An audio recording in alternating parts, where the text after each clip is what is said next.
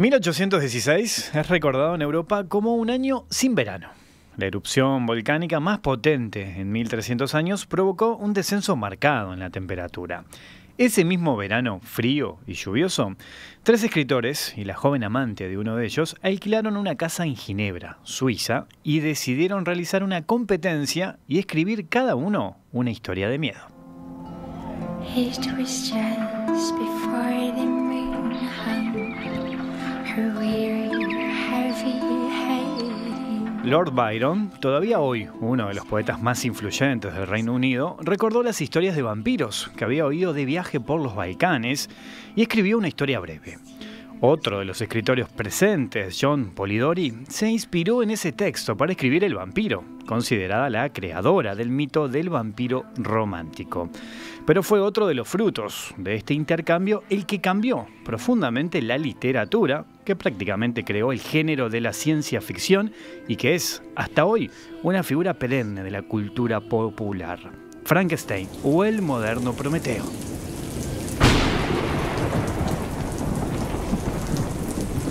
Mary Shelley, su autora, era en ese momento Mary Godwin, hija del filósofo político William Godwin y una de las primeras autoras feministas, Mary Wollstonecraft, fallecida en el parto.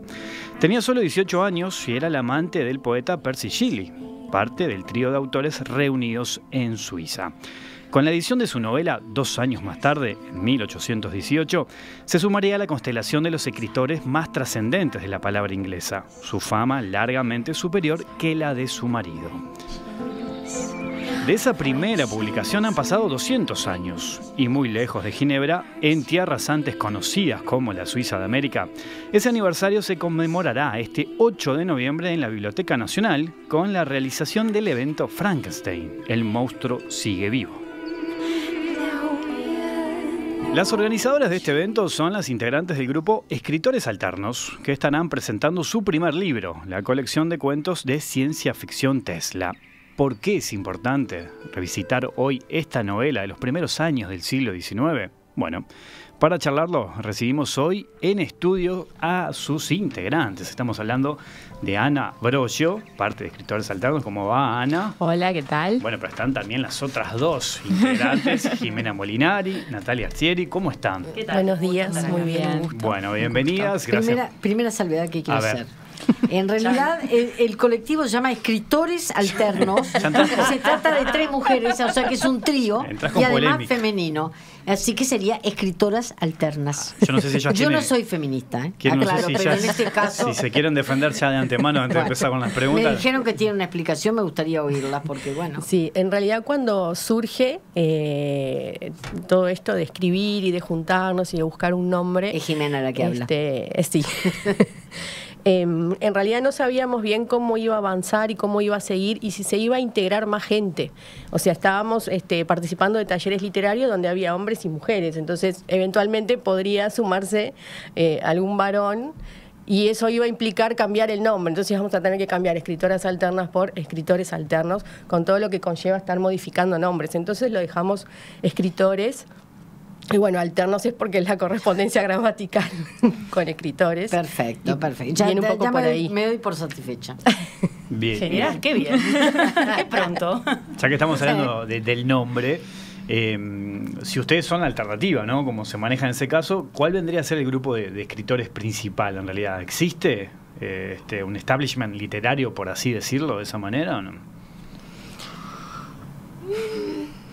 ¿En qué sentido lo planteas? Y yo Un supongo que establishment el tema ciencia ficción no es el más común. en no es literatura. común y mucho menos en nuestras latitudes. Por eso digo, yo creo que la eternidad, la alternativa eternidad, viene por ese sí, lado. viene ¿no? por ese lado y viene también por otro lado.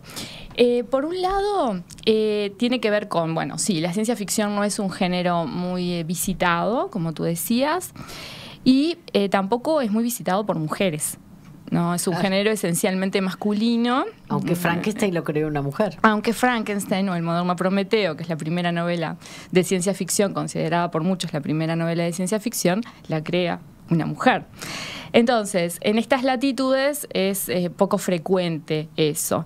Y lo de alternos también tiene que ver con las posibilidades de no encasillarnos en un género literario, ¿sí? Porque si bien este primer libro que nosotros estamos presentando sí es de ciencia ficción, no queremos encasillarnos como grupo de escritoras en el género.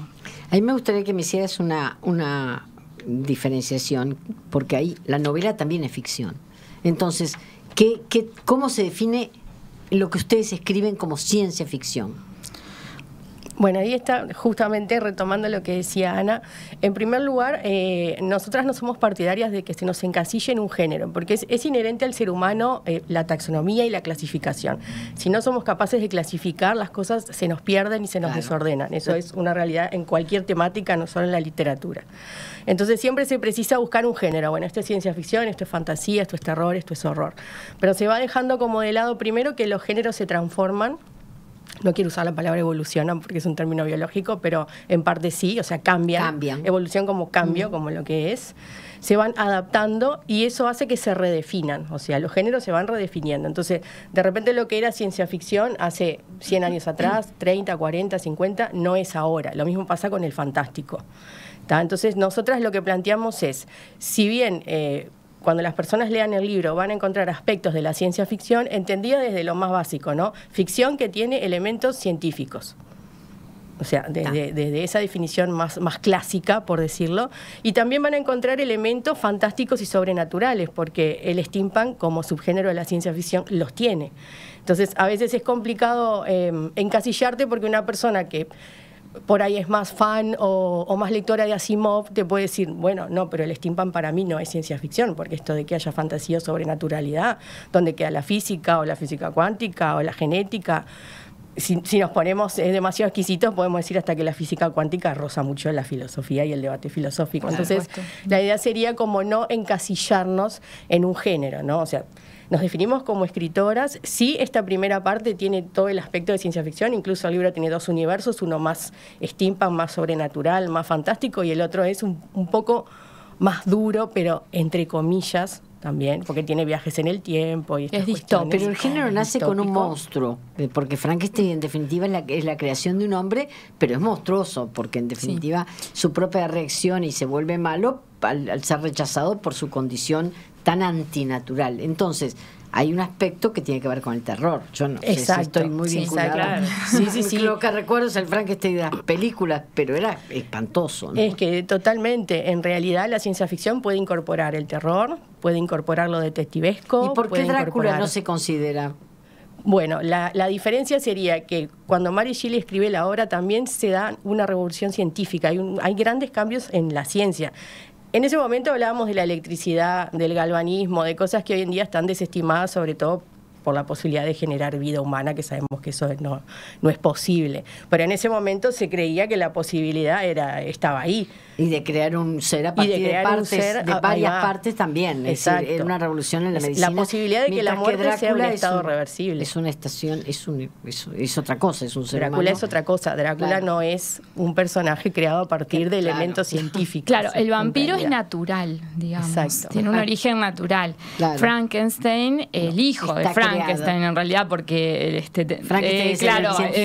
Frankenstein es Víctor Frankenstein, que es el científico, que esa es una de las cosas que en la mitología popular quedan, ¿no? Que el monstruo se llama Frankenstein, pero en realidad es el padre del monstruo. Lleva el apellido. Claro. Exactamente, pero el padre lo desestima, ¿no? Lo expulsa de la sociedad civil al no reconocerlo como hijo y al no hacerse responsable de su creación, que ese también es un tema muy actual, ¿no? Qué responsabilidad tenemos sobre nuestras creaciones, ¿no? Están por presentar un libro, Tesla, un libro que es un conjunto de cuentos de ciencia ficción. ¿Por qué eligieron la figura de Nikola Tesla? Bueno, mira, primero, mucha gente hoy lo sabe, hay una efervescencia de la imagen de Tesla en donde se le está justiciando la mayoría de inventos que ha realizado y que han sido inventos muy relevantes que han propiciado un salto cuántico a la humanidad. En principio, por eso porque obviamente muchos de sus inventos han sido importantes y se ven reflejados en la línea de nuestros cuentos también, que anda en torno de la temática, rescatar un poco los inventos y la figura de él. Y aparte otra cosa, a nivel de redes sociales hoy día, sobre todo la movida más joven, está buscando mucho la imagen de Tesla, y a través de Tesla se abre una puerta para poder empezar a curiosear o ver otro tipo de inventores e inventoras.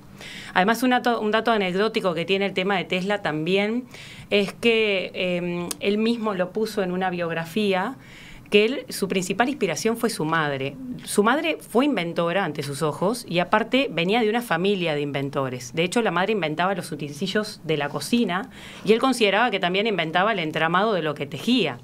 Y está bueno cómo él reivindica esa figura de la madre en ese acto de inventar, y que él toma eso como inspiración para poder proceder a hacer más de 700 inventos, que algunos los tiene patentados y otros no, ¿no? Entonces, bueno, un poco en ese sentido y en el emblema que es que lo tomamos para este lineamiento del libro.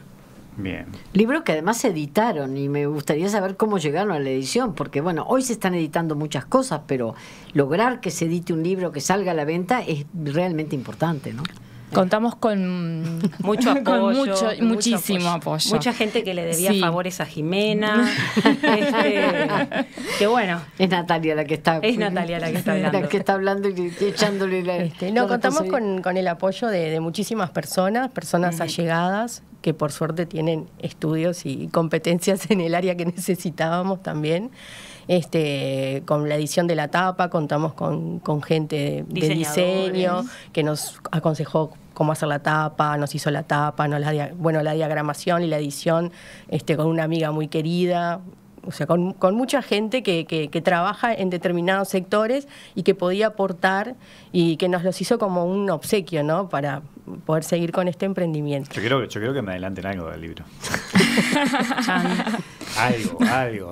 Bueno, el libro, Después lo vamos a leer. Un cuentito. Bueno, Bueno, será para mi columna, me lo tiene que conseguir. Dale. trajimos libros de regalo. Ah, Así bueno, que bien. vamos a Entonces, lo voy a leer. les vamos a dejar un ejemplar a cada Y a uno. los oyentes ahí a modo de Podemos de dejar anticipo. un ejemplar para que ustedes puedan regalar a los oyentes, ¿cómo no? ¿Y con qué se van a encontrar? Bueno, se van a encontrar con historias que están divididas, 15 historias, 15 cuentos, que están divididos en dos universos. Un universo steampunk, que a su vez está subdividido. ¿Por qué no nos contás qué es steampunk? Steampunk es un subgénero de la ciencia ficción, en donde los personajes y los argumentos se desarrollan en la era victoriana. Estamos hablando 1837. Frankenstein es pre-victoriano, es romántico, es un texto romántico, claro. En realidad, porque la primera edición es de 1818 y la que nos llega al día de hoy es la de 1831 con el prólogo de Mary Shelley,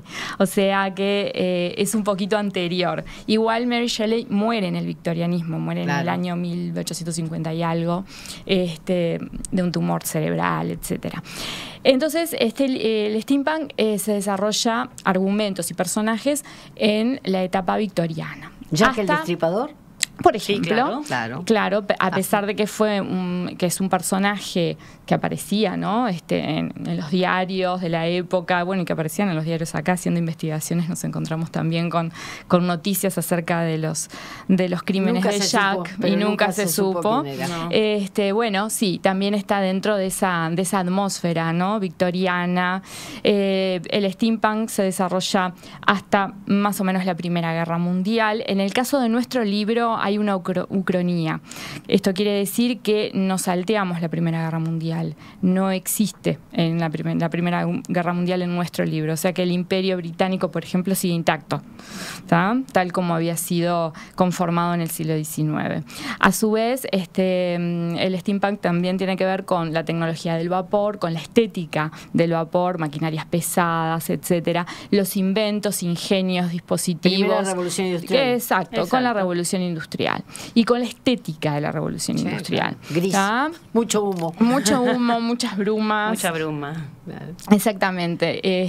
Y bueno, eso por un lado. Y además todo el paradigma moral, ¿no? Del victorianismo. Así que eso sería el steampunk, ¿no? Ahí ubicaríamos, sí, es el primer grupo de cuentos. Y el segundo grupo de cuentos está dentro de lo que se llama, es otro subgénero de la ciencia ficción, distopía, ¿no? Que es aquel género en donde, bueno, digamos que los personajes y los argumentos se desarrollan en una sociedad en donde aparentemente está todo bien, pero no está todo bien. Pero Wilmar les pidió algún ejemplo. A mí me gustaría que me contaran un poco un ejemplo de cada personaje de un grupo o de otro. Elijan el que quieran. Pues las autoras son todas cuentos escritos por ustedes solas. Sí, solo nosotras. Bueno, entonces alguna me tiene que contar. ¿Una cada uno decís? Uno ¿O será cada uno. mucho? 3. Bueno. Dale. Una cada uno. Sí. Bueno. Dale, ¿Quién Natalia. empieza? A ver. Natalia, dale. Natalia. Resumime en una frase un personaje, las características que tiene. ¿A qué Yo grupo tengo un pertenece? personaje que pertenece al universo de Akihabara, que se llama Calíope. Es una persona que tiene Se ríen es las una compañeras, persona, no, claro, por las dudas. no es una persona, no. Es un bueno, se me fue la palabra. No es cyborg, como es un androide, Un androide que desarrolla O mucho sea, que es su inteligencia artificial. el segundo grupo. Universo. Del Sí. segundo universo. Pero en el primero tengo a Jack el Destripador. Ah, viste que yo Sí, no. bueno. tú que preguntabas casualmente. Mirá, justo que nombraste vos. Una historia ahí turbia con Jack el Destripador y vas a saber de repente, con un guiño de la identidad que yo sugiero que puede ser. Bien, Bueno, a ver. se ha dicho tanto. ¿Quién sigue? Bueno, Ana, a ver. empiezo con El motor del alma, que fue un poco es el primer cuento del libro y es el que inicia un poco el viaje steampunk que generamos. Y bueno, y allí convoco a un personaje histórico, a Isadora Duncan. ¿No? La bailarina Claro. que fue murió ahorcada. Sí, que murió de una Con su forma propio- bastante con su glamorosa. Con la pañoleta. Con el pañuelo. Con un chal que se le enredó en la enredó la en- rueda de un auto descapotable. Totalmente, sí. Bueno, y con glamour murió. Sí. No podemos decir que no. Totalmente. Y murió como vivió, ¿no? Pero no es del También. siglo XIX, no es de la época victoriana. Ella nace en el siglo XIX Pero y no se es de consagró la... en el 20. Sí, se consagró en el 20, pero la Primera Guerra Mundial no se produjo en nuestro Ah, universo. verdad. O sea que seguimos con el paradigma victoriano y con la Belle Époque. Así que continuamos. Y bueno, y ella fue revolucionaria en cuanto a su planteo de la danza, ¿no? Rompe con los cánones de la danza clásica. Bueno, yo me tomé un gran atrevimiento. Quiero aclararlo antes. Se va protegiendo. Se va a abrir Me el voy- paraguas. se abre el abre el paraguas, paraguas. porque- Voy Y no ha abriendo el llovido paraguas. aún. En el primero de los universos, en realidad, mis personajes, la mayoría son creados. Histórico está Rasputín, por ahora nada más, después son inventados por mí. Pero en el segundo universo me tomé la libertad de trabajar con Sherlock Holmes. Opa. Mirá vos. Por eso ya estaba abriendo un poco el paraguas. Es un Sherlock en una sociedad distópica, en una ciencia ficción distópica y futurista. También está Watson, también está Moriarty, porque son clásicos, y también está Claro. Irene Adler, obviamente. Después el resto son todos personajes creados por mí. Pero además lo traslada de época totalmente. traslado de época Me totalmente. lo imagino vestido de otra manera, por Por lo supuesto. pronto. La pipa igual está, porque yo lo que considero es que hay a los personajes que ya fueron creados en otro momento, la esencia no se les puede quitar, porque si no, matas no al deja de personaje. ser. Le cambias el nombre, si no. Entonces, lo que yo hago es adaptar al personaje de Sherlock. En lo más básico, como por ejemplo, Arthur Conan Doyle, hijo de su época, y Sherlock Holmes, personaje creado por él, era claramente misógino. Claro. El mío no lo es. Por ejemplo, esos pequeños detalles, pero el resto es el mismo Sherlock, ¿no? Sagaz, observador. Insoportable, Insoportable. soberbio. Hoy mencionábamos y hablábamos de que es un género machista, ¿no? Sí. Que, bueno, ha costado bastante a la mujer trascender. Sí. Escritores alternos son 3 mujeres, son ustedes 3 que están escribiendo. ¿Ustedes sienten que hay cierta resistencia, sobre todo? Sobre todo en los lectores, momento, en ¿no? los lectores, hoy en día? Nosotros pensamos, una de las cosas que pensamos, ¿no? Es que a través de toda esta movida de las series, de las plataformas Netflix, HBO, etcétera, se han llevado a las series muchas cosas que tienen que ver con la ciencia ficción, con el horror, etcétera. Y hay una autora canadiense de renombre que es Margaret Atwood, que hizo 2 libros maravillosos de ciencia ficción que se llaman El cuento de la criada, es de ciencia ficción, y Alias Grace, que no es de ciencia ficción, es una novela histórica acerca de un caso que sucedió en Canadá, y fueron adaptadas como series, ¿no? Y creo que este fenómeno de, digamos, de adaptación de novelas o personajes a series ha acercado un poco al público al tema de la ciencia ficción en sí. Y hoy por hoy también estamos asistiendo a otro fenómeno, y hay una serie de mujeres que, nacieron más o menos en la década de los 70, mujeres de aquí, de América Latina, argentinas y acá en Uruguay también, que están indagando en estos géneros, ¿no? En el género no solamente de la ciencia ficción, sino también en el género del horror, ¿no? O géneros que tienen que ver con presentar opciones inquietantes para los lectores, y a su vez al mismo tiempo están haciendo críticas al paradigma patriarcal a través de esas producciones literarias. Aquí aparece el feminismo. Más Bien. allá de todo, también a veces al principio nos quedaba la duda, vieron que muchas veces ponen o un seudónimo o que no se manifiesta que es cuál es el género del escritor, Claro. pero nosotros decidimos poner el nombre completo. Y aprovechando un poco esa efervescencia de estas nuevas mujeres que están también arrimándose más y siendo al género, particularmente reconocida por los hombres. Pero ustedes igual van a participar de la celebración de un personaje como Frankenstein, que más allá de que es creado por una mujer, es en definitiva hombre, si así se le puede llamar. Una bestia. Amor. Es un monstruo, es una criatura. Es varón, Pero es varón. porque él le pide a su padre, Víctor Frankenstein, que le cree una Eva. Y Víctor crea una Eva, pero la destruye. El papel de las mujeres en la novela es un papel de mujeres que confían en hombres prometeicos. Sí, Prometeo es, el mito griego, ¿no? Tiene 2 vertientes, una por un lado la vertiente del dador de fuego a los hombres, el fuego puede ser una metáfora del conocimiento, y por otro lado el creador de los hombres a partir del barro, ¿no? Entonces, en ese sentido, Víctor es un Prometeo, porque Víctor busca el elixir de la vida, busca que los cuerpos muertos vuelvan a la vida. Eso por un lado. Por otro lado, hay una mujer que aparece indirectamente a través de las cartas, porque la novela empieza con cartas, ¿no? Y las cartas son de Walton, que es un explorador del Polo Norte, porque estamos en la era de las exploraciones del Polo Norte también. Y entonces escribe a su hermana, y nosotros nos enteramos de que su hermana está preocupada por la salud de su hermano y por el bienestar de su hermano a través de las cartas de él, del varón.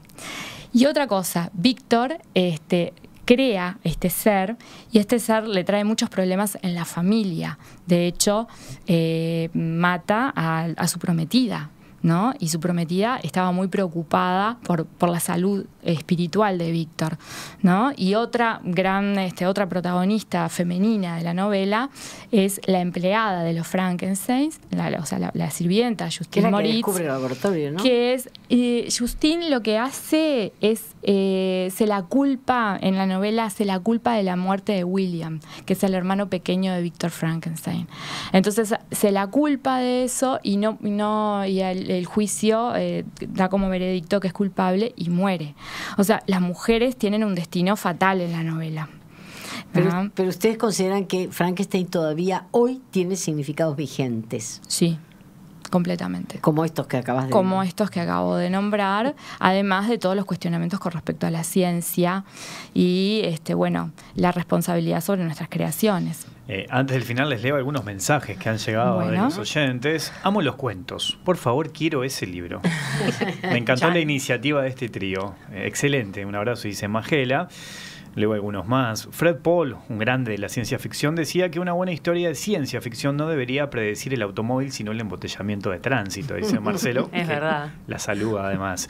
Estoy mirando Alias Grace. Como psicoanalista no puedo dejar de verla y recomendarla, dice también. A raíz, bueno, de algunos de los temas que estuvimos charlando.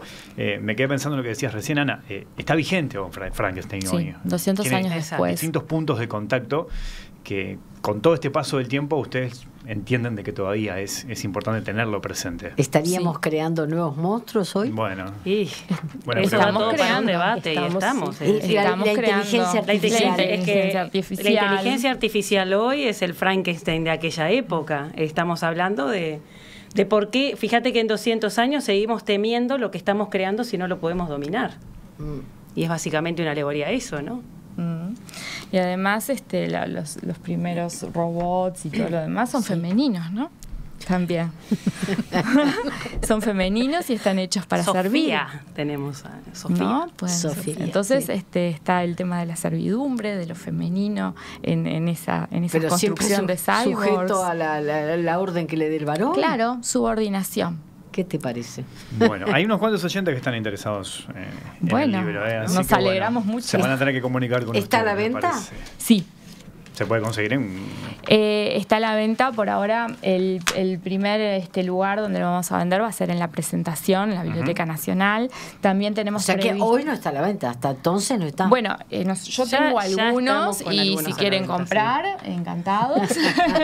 De todos modos, que los dejamos invitados para el jueves 8 de noviembre en la Biblioteca Nacional. Por favor, pedimos puntualidad porque aparte va a haber una muestra.